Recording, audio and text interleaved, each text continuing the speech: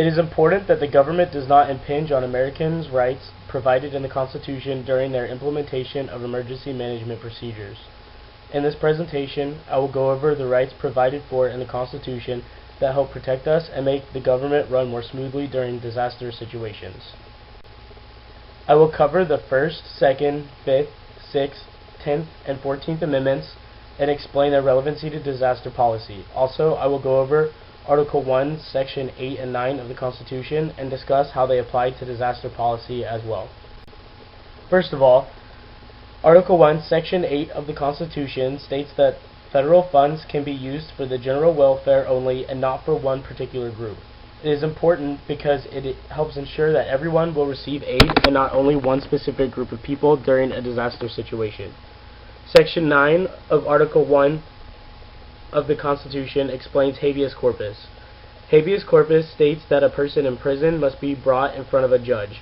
This is concerning for the disaster policy because those policies must set up a way for court systems to continue to run in disaster situations to ensure prisoners' rights of habeas corpus. Continuing on to the First Amendment, the First Amendment does a lot to help disaster policy. The First Amendment gives us the right to free speech and the right to freedom of press. Since we have freedom of press, the government can utilize the press to effectively communicate disaster plans and to give out information, as well as to help prevent disasters by providing evacuation information and to properly inform citizens of imminent disasters. The Second Amendment is something disaster policy has to hold up and cannot deny citizens the right to.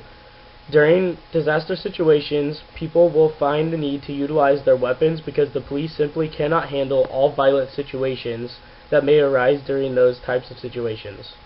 Looting and stealing become widespread during times of panic, and people will utilize their Second Amendment rights during these times. Next, I will discuss the Fifth Amendment.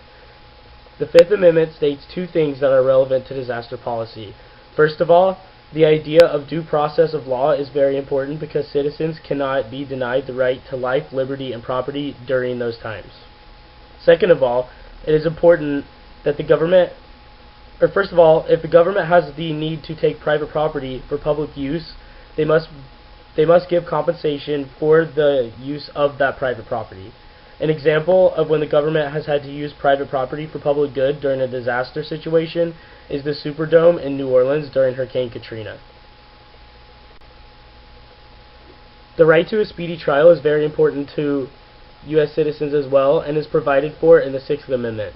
The government must keep up all ability to ensure the right of a quick and speedy trial during disaster situations. This could include setting up courts and getting judges and staff ready to keep up court proceedings. So it's very important that during emergency management planning that they include ways for court systems to continue to run to keep up this right. The 10th Amendment is also important because it gives rights to the states that enables the bottom-up procedures of emergency management.